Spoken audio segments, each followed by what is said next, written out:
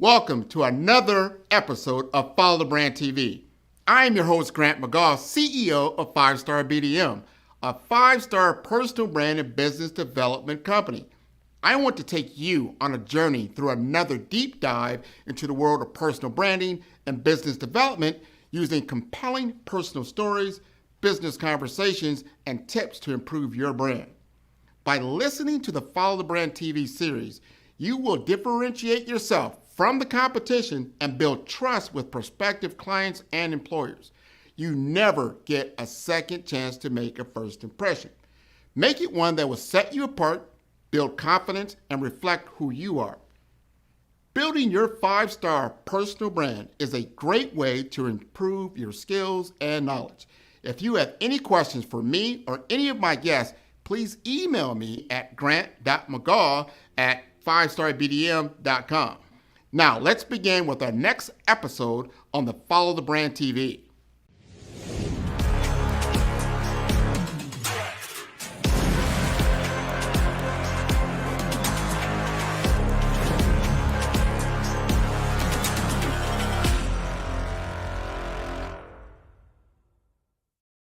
Five-Star BDM, Brand Development Masters, is a professional consulting and advisory group keenly focused on business development services for the small to mid-sized business and entrepreneurs.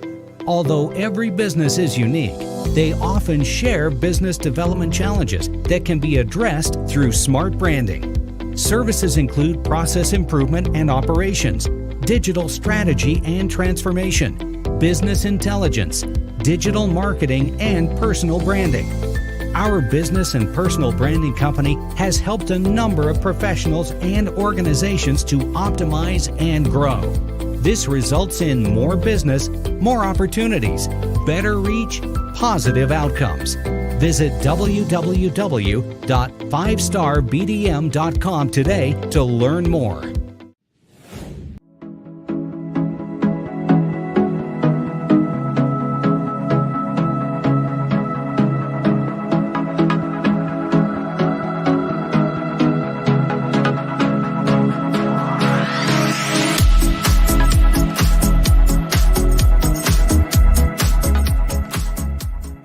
Really interesting assignment at McDonald's. It came in as kind of a consultant, a hired gun, to help them work through some major corporate issues they had taking place that were affecting their reputation. There were things that they had to get solved because they were dragging down their reputation scores. And it was an interesting experience, mostly because I realized that all the communications work I had been doing for 20 plus years needed to be complemented by change management.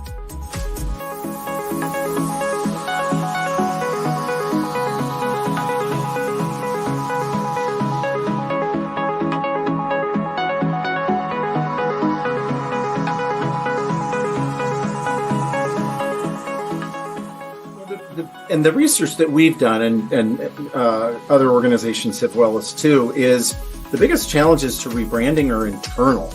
They're not externally facing and getting your customers on board with your new brand. It's internal. It's things like getting the right people at the table in the design of the new brand so that it can be represented across the company.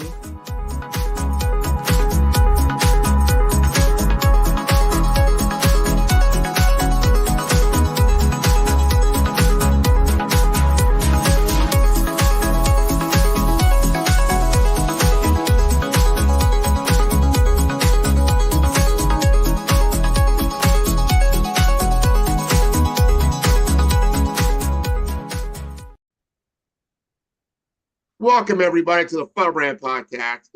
This time, and I don't get to do it very often, but I get to stay in the Midwest. A lot of people don't know. Some people do know. I'm from Omaha, Nebraska. Go Big Red, right? I do remember when we were a powerhouse football team, and we used to play this other team in the other part of the state, which I could actually just cross the river and go over. That was Iowa. And we have a gentleman from Iowa who's in Iowa City, in Iowa, the Hawkeyes. Man, I'm telling you, guys, they've been doing very, very good from a football perspective. But we're going to talk about branding today.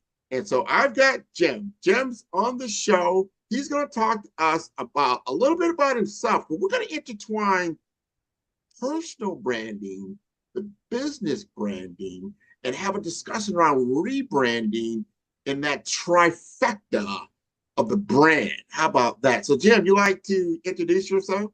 Hey, Grant, it's great to be with you this morning. Thank you so much for inviting me. So I am in Chicago now, so still in the Midwest, but lead an organization called Rebranding Experts. So we were founded specifically to help businesses rebrand themselves and bring all the necessary talents in alignment with that. But that's it. Founded that after about 30 years in the marketing communications business and industry. So working on both agency side and corporate side and having a lot of fun.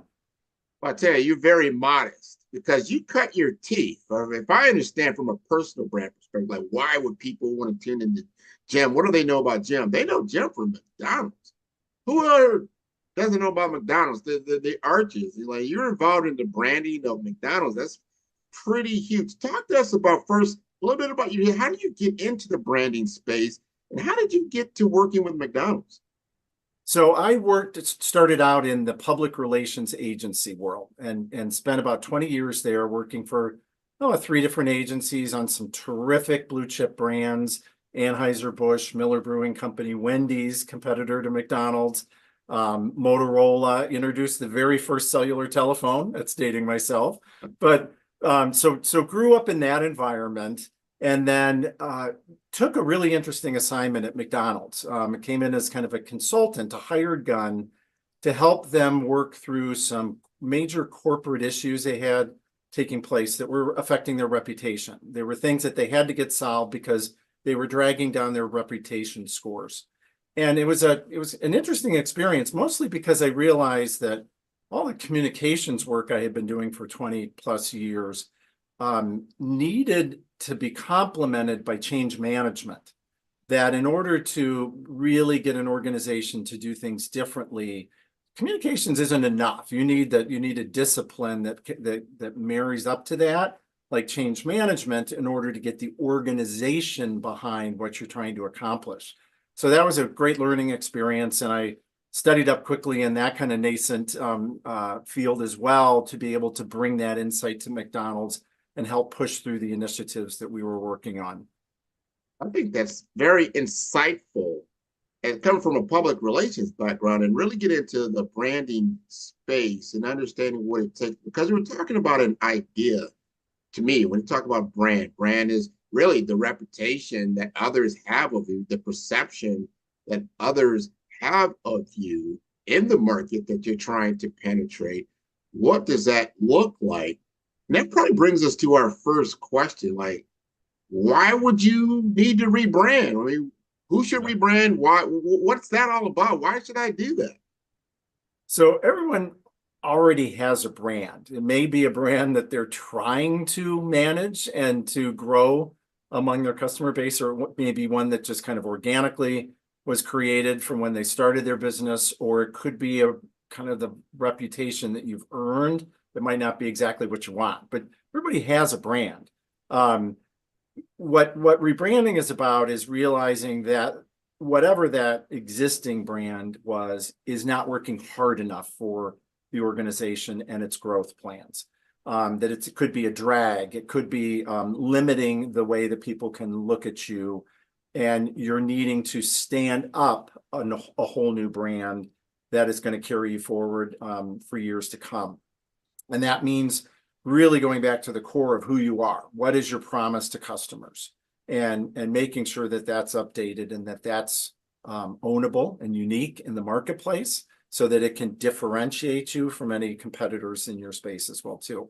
And really getting your arms around that tightly, and then figuring out, does that mean that we need a new name for the organization? Does that mean we need a new visual identity? Does it mean we need new perhaps programs or activities involving the community and so forth that we need to launch to support that new brand? So there's a lot of reasons companies rebrand. It really is that need to rebrand or the opportunity that it presents to really, light themselves on fire and get that growth plan going as excitingly as possible. like that. I like that. Someone told me this in the public relations world that your brand is about the court of public opinion. You are in the court of public opinion, and there's a judge, and there's a jury, and there's an audience. And your brand is constantly being judged, whether you realize it or not. And maybe not. You might be penalized. Or perhaps maybe you get a judgment in your favor, something that actually elevates your brand. A lot of my audience, they are small business owners. Either they're just starting out and they're trying to get in the marketplace. And there's a question that constantly comes up. Do I lead with my personal brand, like who I am as the face of the company, mm-hmm. or do I lead with more or less an image of a brand, like what we were talking about earlier? Like Nike has the swoosh, mm-hmm. McDonald's has the arches. That's your brand. Do I lead that way? Do I lead with the face of a brand? What would you say? So a couple thoughts to start. I think a brand is so much more than even just the name and the logo of the organization. It's the full collection of experiences that we as a consumer have with a product or a service or a company. So it's that experience. It's really what, do they meet your expectations? Do they, when you have a problem, do they help you solve it? Those are the things that make up your brand. Your visual identity is kind of like the icing on the cake. It's the reassurance that experience is going to be the same every time you run into it. Starting out a business, I think that it's critical that, first of all, there be a brand for the business or for the product or service. That's a very unique brand that has to be established. We actually find a lot of examples of companies that didn't spend the time or effort to do that thoughtfully when they launched, and now they're 6, 8, 10 years later and realizing, what, we need to rebrand because we never really built a solid brand to start, and we never intentionally designed that brand. And so now they're having to rebrand because they need to bring back some rigor to that whole process. So start off from the very beginning with a strong brand and get it thought through. What is that core promise to customers? What is it that differentiates you in the marketplace? Then how do you creatively package that in a way that are going to use then to promote your product or service? Oftentimes, if the company is dependent on that founder or that originator of the brand to be the face of it and to be out there actively and be very much a part of it, then you need to make sure the personal brand for that individual, that founder, marries up to the brand of the product and the service. They really need to be two different things, because you want your company to be successful. Because if someday your exit strategy is to sell the company, and if it's too tightly intertwined with you as the founder, you're going to run into some potential challenges on that, because people are expecting you to be wherever that brand is.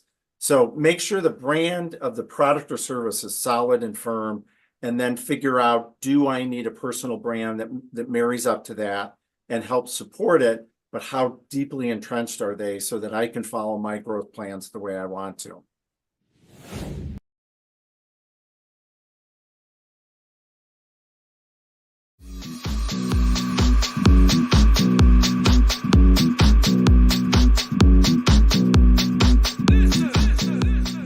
Again, Grant, thanks for having me, man. You're such an amazing interviewer. People had asked me over and over and over again, Ramon, how have you gotten so much press? How have you gotten so much publicity? How have you been on the Wall Street Journal, New York Times, Inc., spoken at events, your 5 books you've written, on stages? How have you done these things? Now, part of it, Grant, I must say, was the art of self-promotion. So part of it was my own promotion. I mean, they think I'm everywhere, and to them I am, but I just self-promote myself well. And so I figured out, what this is really happening is me being the celebrity CEO of my industry.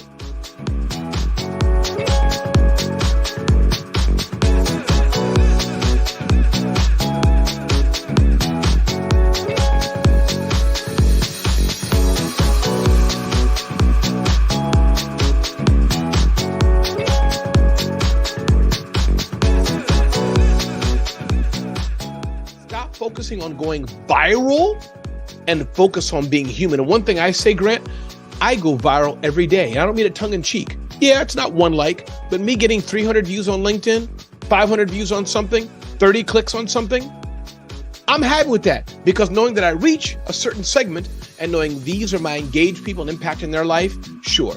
Now, secretly, do I wish I had 10 million likes like Gary Vaynerchuk? Sure.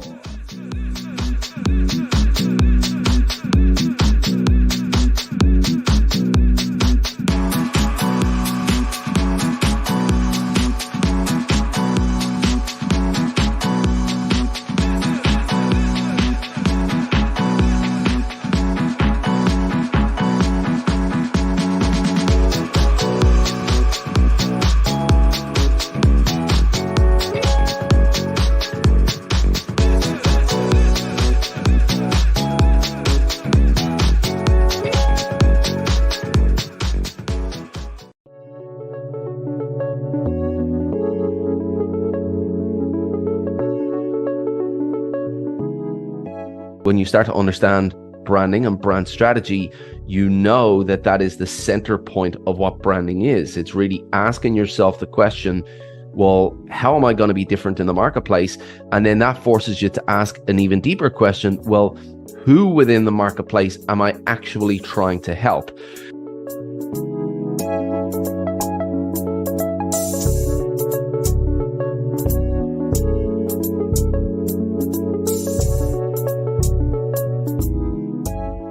So really, when it comes to helping students or clients to see what we're trying to do is to highlight that massive gap in their understanding about what branding is. That no, we're not trying to get people to just recognize our brand through a logo. We're trying to get them to feel something for our brand.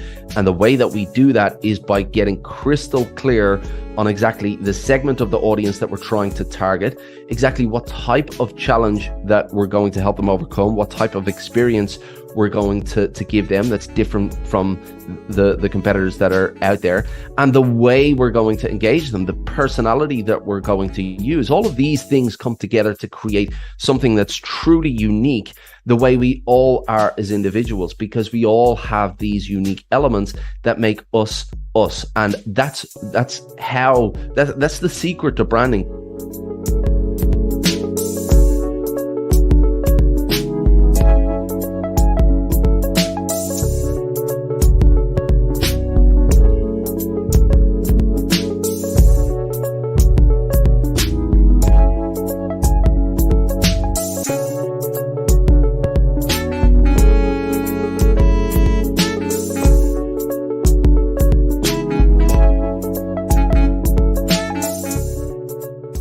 But the beauty about branding to me, and now I want to be very clear on this, the marketing world is going to change dramatically in terms of the channels and the distribution and the way you get your message out there. 100%. The tactics, the techniques, they're all going to change. But what absolutely does not change and will never, ever change is the fact that a brand exists to serve an audience.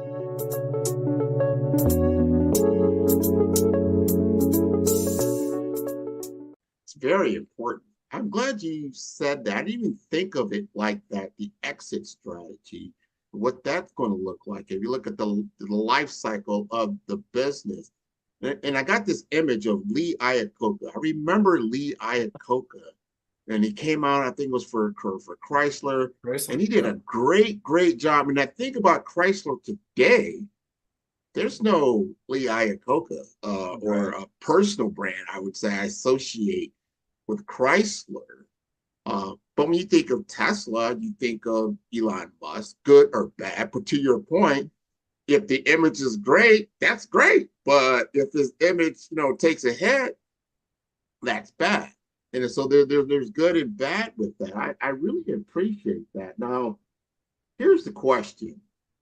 And I was reading through some of your material. You really focus on what's the difference between a brand refresh and then brand repositioning and rebranding. Are those three different things or two different things? Great question. So every organization needs to keep up with the times, and as culture evolves and as business evolves and so forth, needs to have a nimbleness with which they can update their brand to keep it relevant to customers. So when faced with that question of our brand isn't working as hard as it needs to, it's not representing us the way it needs to in the marketplace, you really have three kind of options. And the first is that brand refresh. I think of that more as kind of a visual makeover of your brand. It's a new logo, it's a new color palette, maybe a new tagline, but it's a visual change. Now sporting teams do this all the time. They're constantly updating, a new uniform, and they say they're rebranding. No, they're really kind of refreshing the look and the feel of the brand. So that's number one, brand refresh. Number two is repositioning. And this may be where the customer segments are changing and your product doesn't feel as relevant to your core customers anymore, or you're needing to pursue a new customer segment because of a new product or service. And so you will update that positioning of your product or service, but you don't change your name. You don't go that far. It's more the way you go to market. You would include in that a brand refresh, so the updating of the look and feel of it, but it's really how you position yourself in the market. Perfect examples of that are, and we've seen it a lot in the retail environment, are Abercrombie and Fitch. They used to be the hot young, teenage models, bare-chested, all that kind of stuff. And people grew out of that and it didn't fit anymore. So they had to change their positioning in terms of how they went to market. Same thing with Victoria's Secret. It used to be the fashion shows with the angel models, scantily clad, and that was very much their imagery. Well, it was very limiting, to a certain select group of women who looked like that. And we know that nobody looks like that. And so women protested and they said, you're not relevant to us. You're not, we want to be a part of this, but you're making us feel out of it. And so they had to change their kind of positioning, their product lines, the sizes and styles of product that they sold and so forth. That's a repositioning.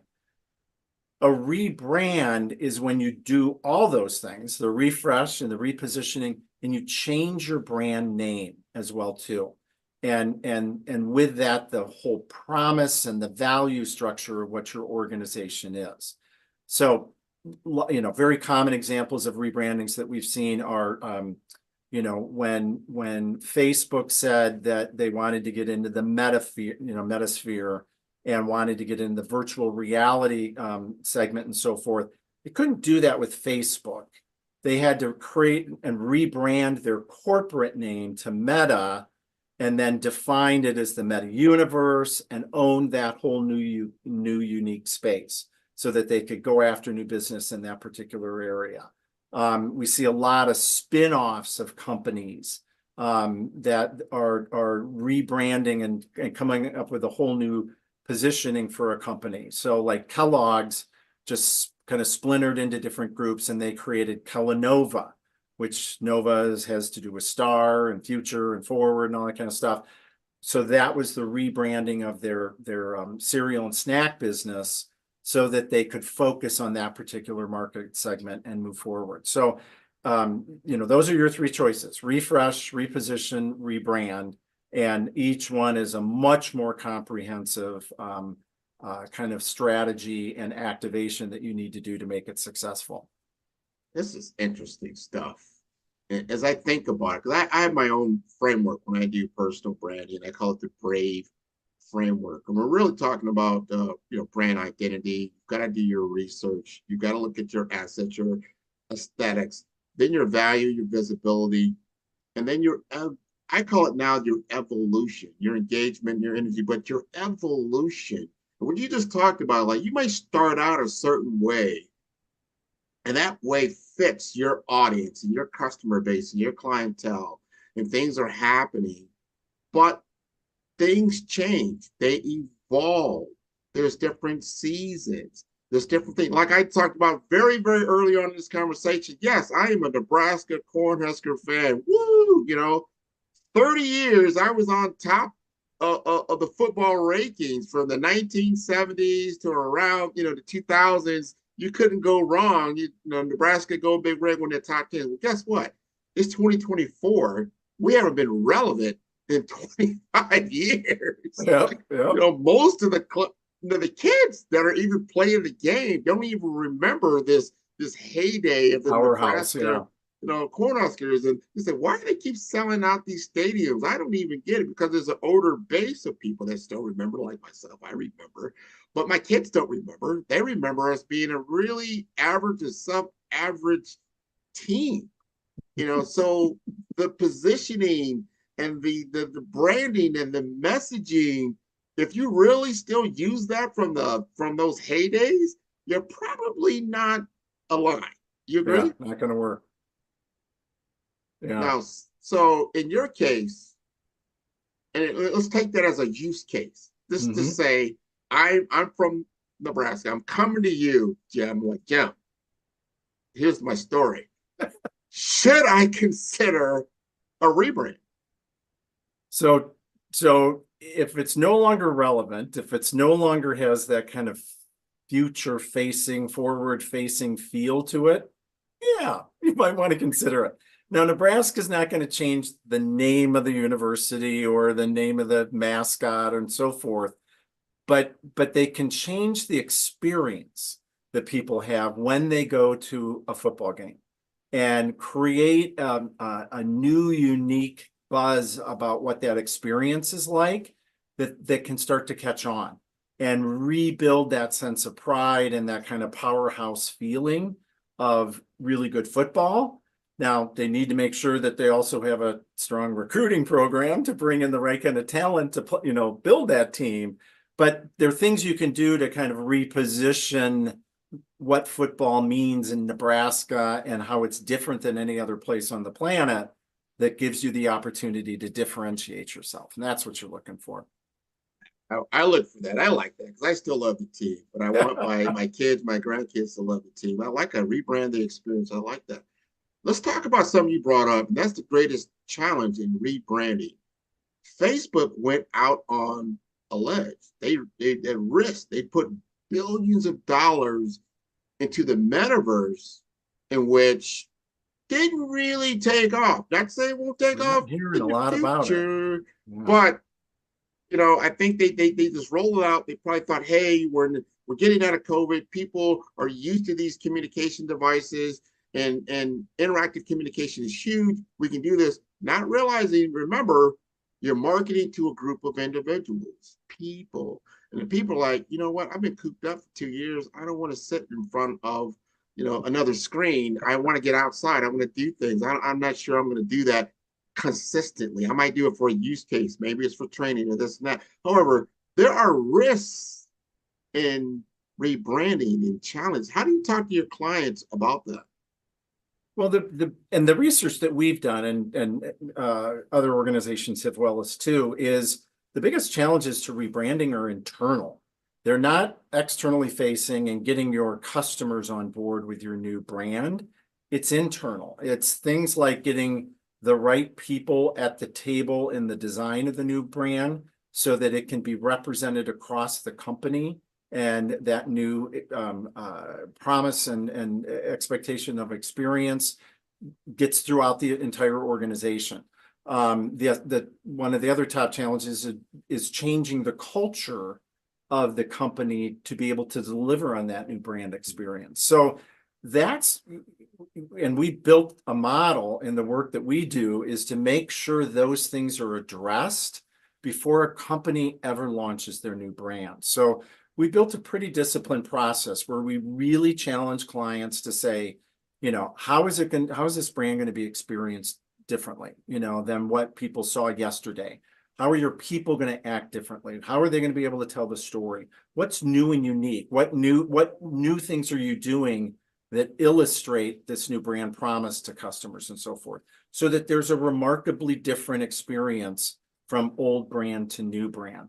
So that's where most companies go wrong, is they think it's just going to be slapping a new name and logo on all their materials and in their marketing and so forth, and then not changing anything else. And customers are pretty good at saying, that's the same old company, same old shtick, just a new name, and so that's the discipline that we've tried to bring to the process for our clients to help them take advantage of this opportunity. So you're going to put a lot of time and energy and money behind rebranding. Make it work for you. Have a measurable outcome in terms of sales growth as a result of the rebranding, so that you can feel like everything that you're doing is propelling you, more into the future.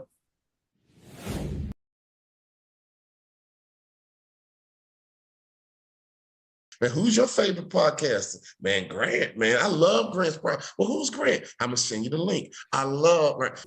Follow the Brand TV broadcast host, Grant McGaugh, as he visits with top executives and entrepreneurs to find out their secrets of success with their personal brand.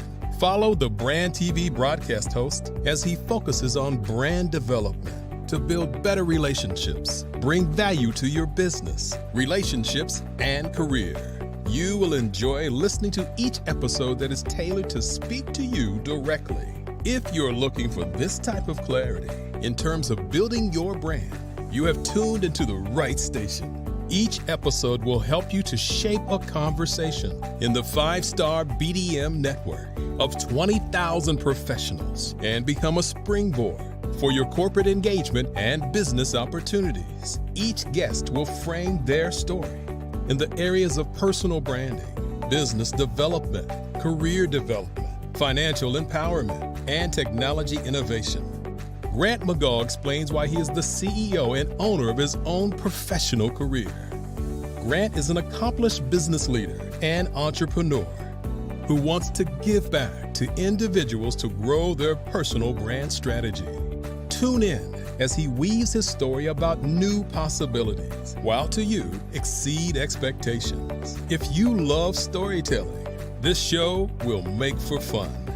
Grant McGaugh, CEO of 5-Star BDM, is turning heads in the healthcare and information technology sectors with his groundbreaking approach to personal branding and business development.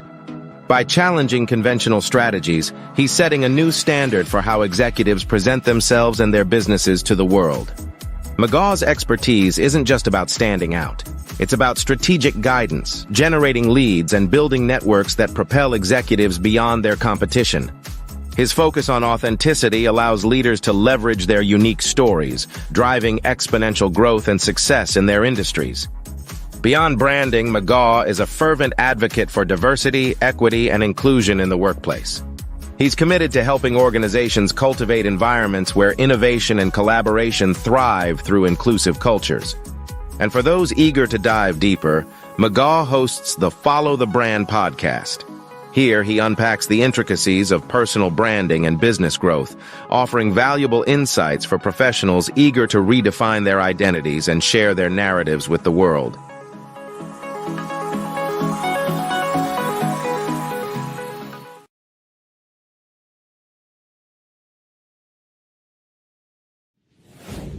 I got a question for you. This just happened here recently. Southwest Airlines, for years, I remember the commercials, a lot of things that you don't have to wait in line. You can pick your own seat. You go in there, you just, when as long as you get in at the time that you actually board the plane, you can pick wherever you want and just sit down. Yep. They just stopped that. And to me, that would be the whole reason I would pick Southwest, is because I like that flexibility, especially if I'm a frequent flyer. I kind of like that. Yeah, you're different from Delta. You're different from United. You're different from your competitors. That was your thing. Now you're just, I'm not sure what your differentiation is. Is that you think this is going to be potentially a horror story outcome for them, or could it be a success? What do you think? Well, this is a great example. I think one of the things that they need to do as they make this change is they really need to help customers and the flying public understand why they're doing it.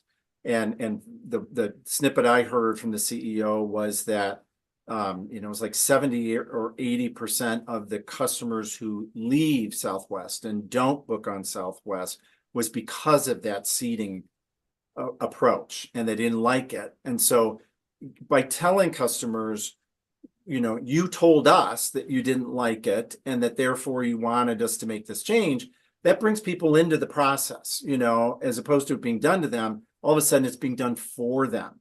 And so that's a key thing of what they're going to have to do. But you made a really important point, Grant, is, branding is about differentiation. And Southwest has always had a brand that stood for, this. It was not about the traveling from point A to point B. It was the experience. It was the flight attendants who would tell interesting jokes and make it comfortable and a little bit more casual kind of experience and so forth. If you lose one of your key differentiators, you got to double down on what else makes you different. Because, if it's low fares, I'm not sure Southwest is necessarily the low fare carrier anymore. So what is it that they're going to hang their hat on? They're going to have to really get that thought through and make sure that they double down on what their new their fewer differentiators are as their seating approach becomes the same to every other airline. I think I love how you just put that. And I don't know what that is yet, so all right, if that's off the table, and maybe people, because it's a different era, don't care about that.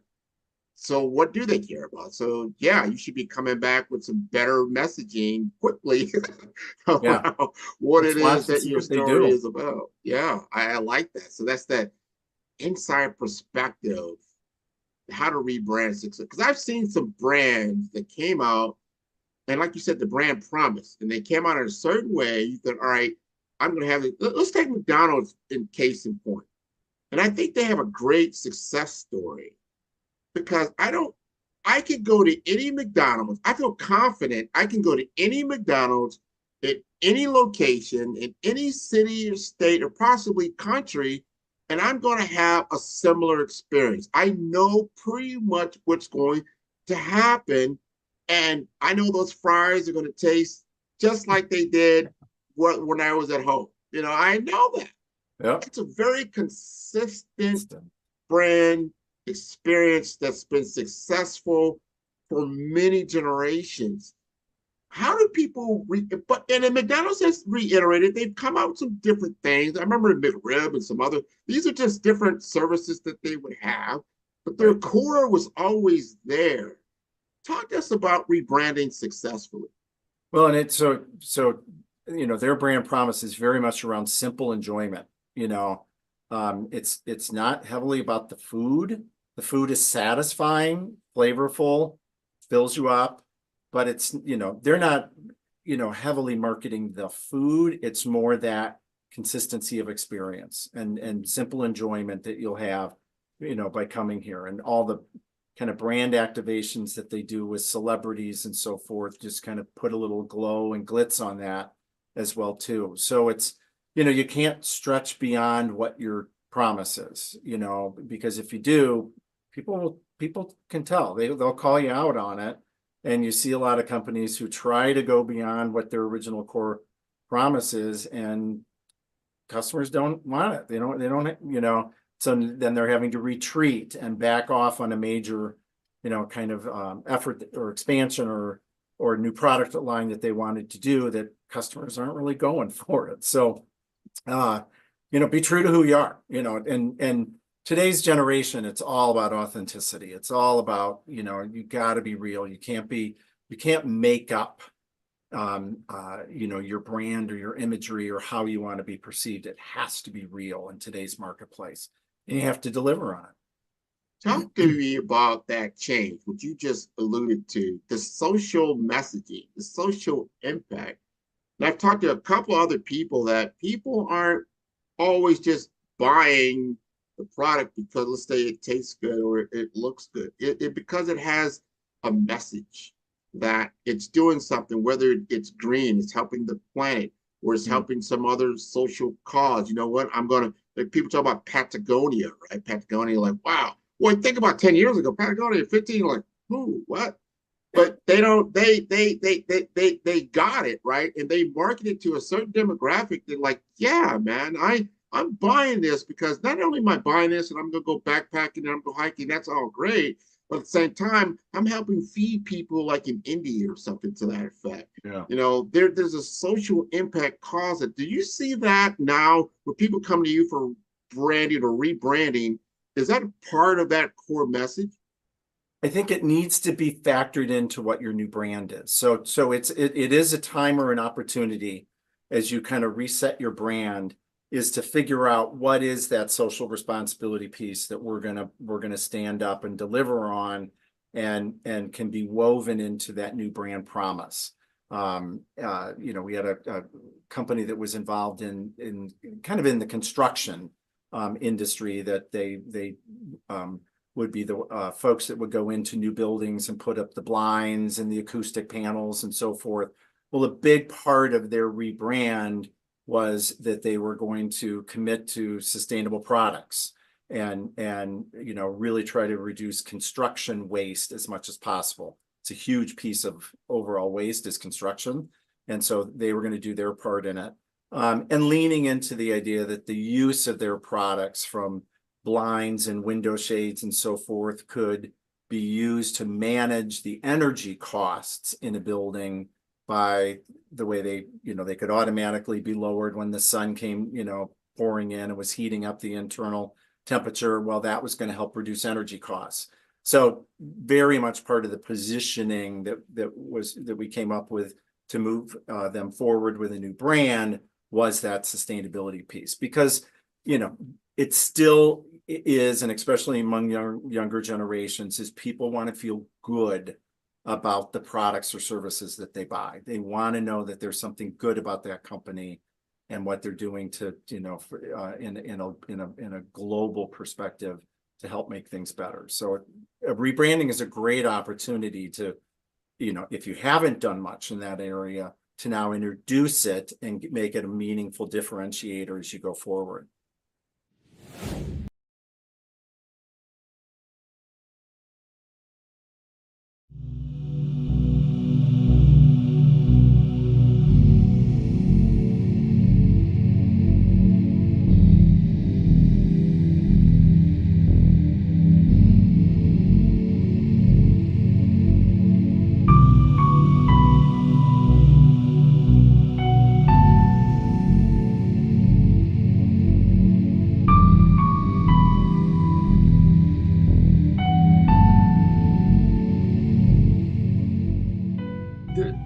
Branding has got to play a key role here, because if you have an enormous effort, it consists of grants, volunteering, energy goals, ESG reports. All that is impossible to communicate. And so what you need is branded signature programs, and to carry the flag, to communicate what you do, to inspire, to guide.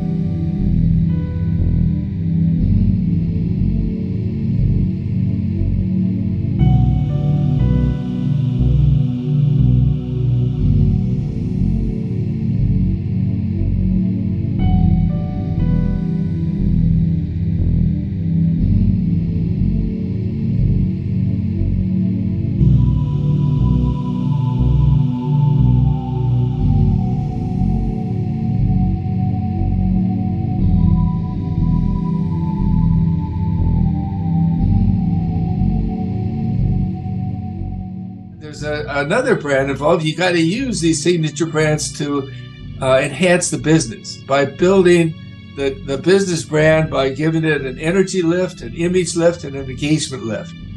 And when you do that, the business now can view your program, whether it's internal or external. You can move your program as a partner, something that doesn't have to justify its funding each year, something that's really going to become part of your business strategy, and therefore it will grow and thrive and be more healthful and healthy in a long term.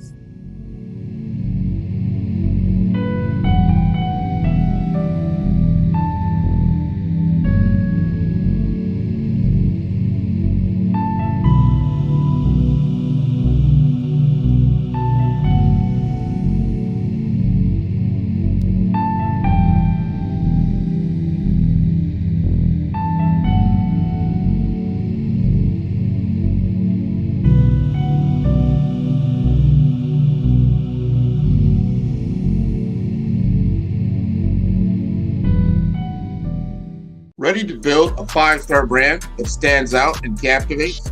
Discover the art of crafting a strong and memorable brand identity. From choosing the right colors to making your brand unforgettable on social media, we guide you every step of the way. Learn how to design a brand that resonates deeply with your audience, ensuring they not only remember but love your brand. Whether it's enhancing visual appeal or mastering social platforms, we have got you covered. Dive into the world of impactful branding with us and see the difference. Follow the brand for more insights and expert tips. Don't just be seen, be remembered. Join us now.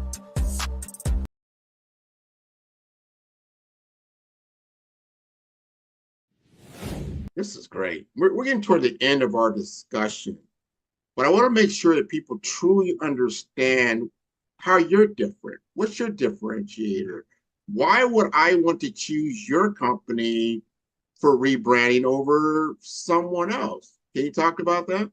Yeah. So when we started the business and started focusing on rebranding work, this is now about 8 years ago, we studied the marketplace and looked at who was doing rebranding and what the customers needed, the clients needed, and what services were being offered and so forth, and saw this huge void that there's a lot of folks that do branding work that can be called in to create a new brand and can do the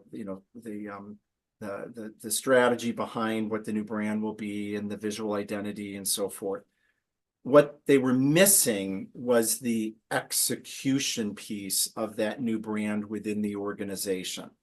And so we designed an end-to-end rebranding process that we lead companies through that make sure that leadership is engaged in the right way in making the decision of what the new brand is and then carrying the flag behind that new brand and how it was inculcated into the organization, and that we made sure that employees are trained on what that new brand is. First of all, they have to understand what a brand is. Got to get everybody on the same page of what a brand is. If you're saying we're rebranding, well, you got to pull all those different thoughts into the same page so that now your new brand can make sense to them.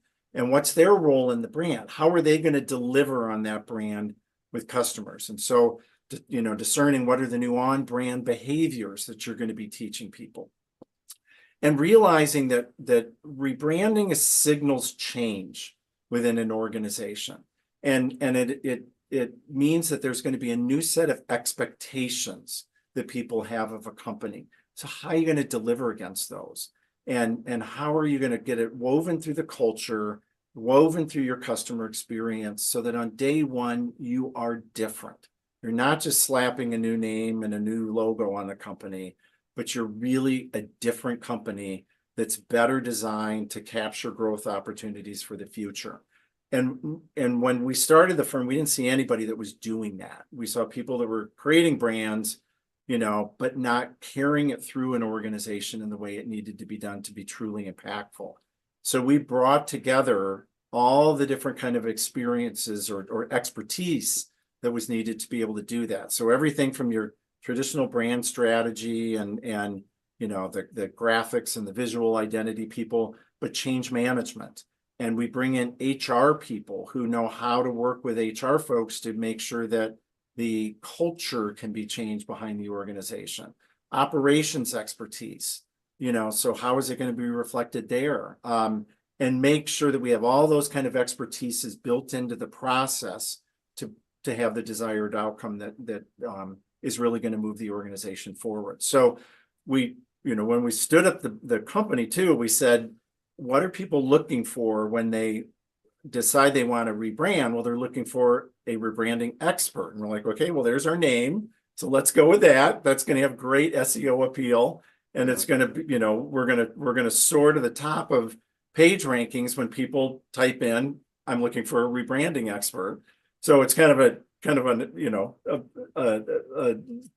little bit of a name that some people would say, well, aren't you putting it out there a little hard? That's what people are looking for.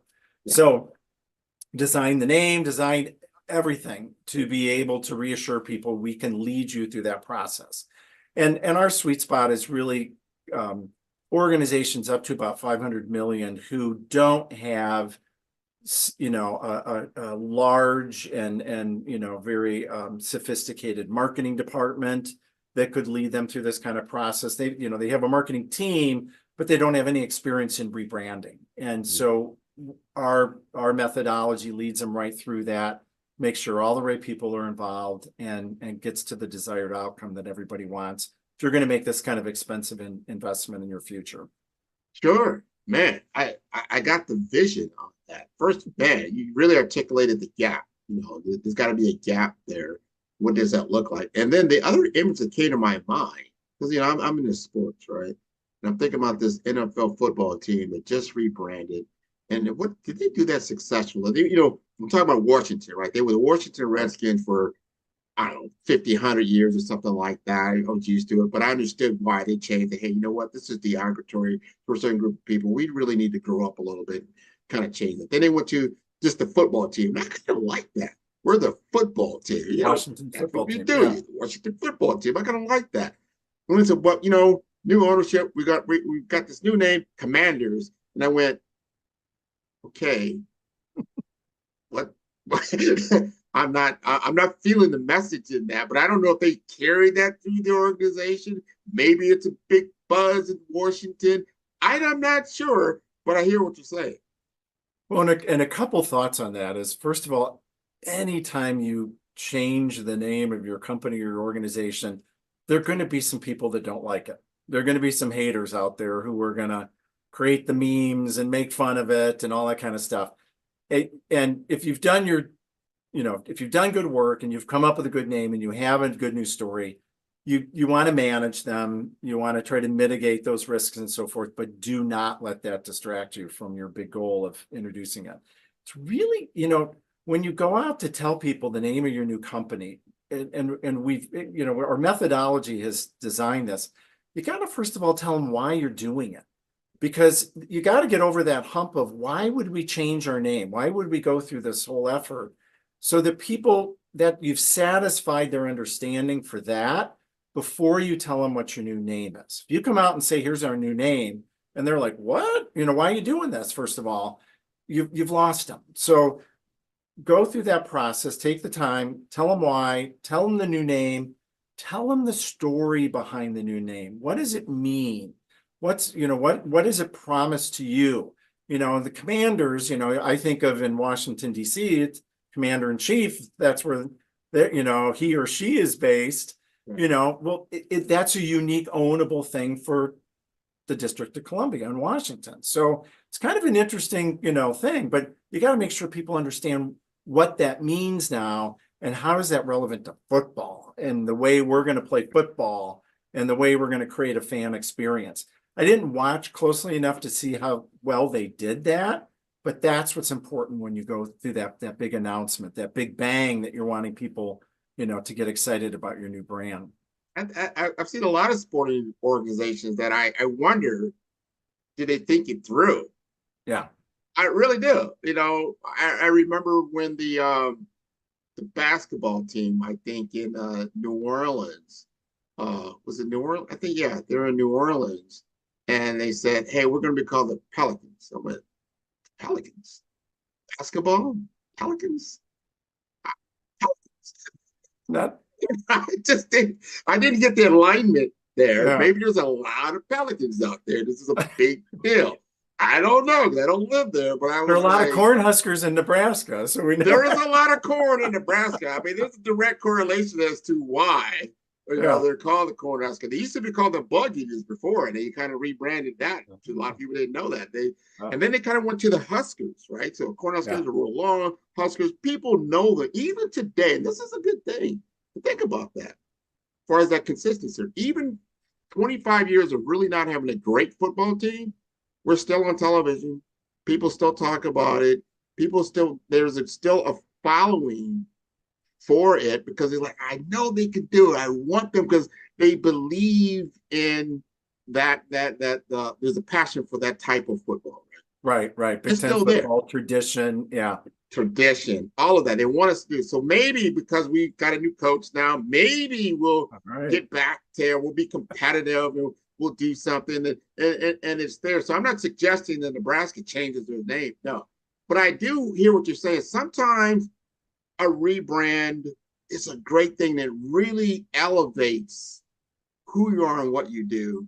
And then sometimes, and maybe it's because of what you talked about, did you really think this through in your internal organization, in your internal meeting? Or was it just 5 guys got together and said, hey, we're going to do this, and not thinking about the other 50,000 to 100,000 people? Like, do they really understand the story? The repercussions of, But yeah, there has to be such a compelling story behind the new name and how you're positioning yourself.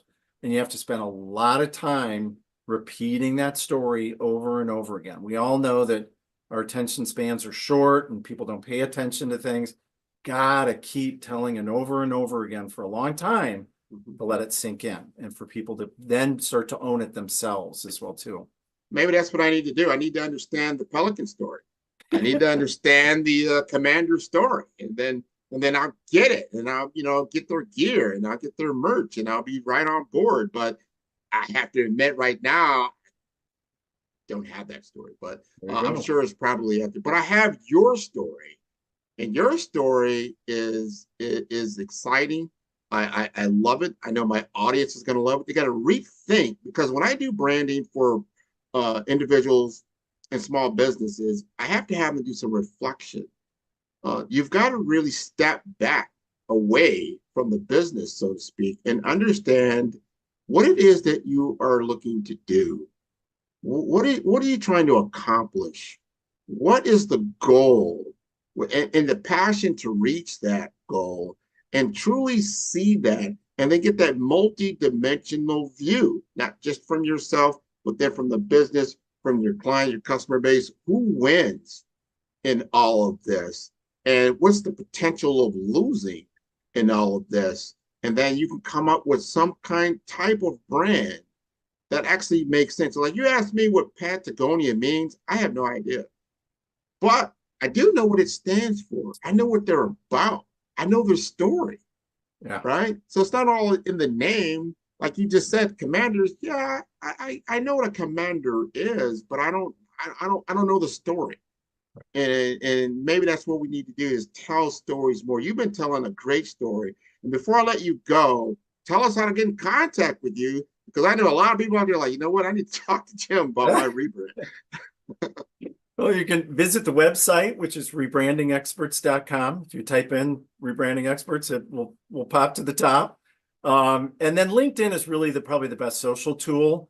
We share a lot of content on things you need to think about, rebranding in advance, how to do it successfully, what are the best practices of rebranding.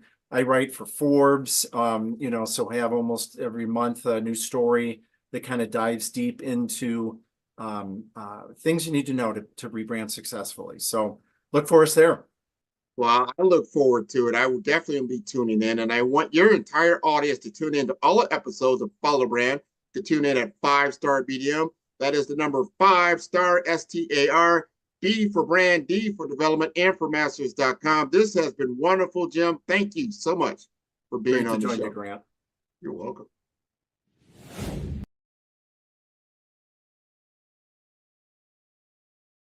Tune in for our next show, or click on our website at www.5starbdm/5 Follow the Brand TV. Thank you.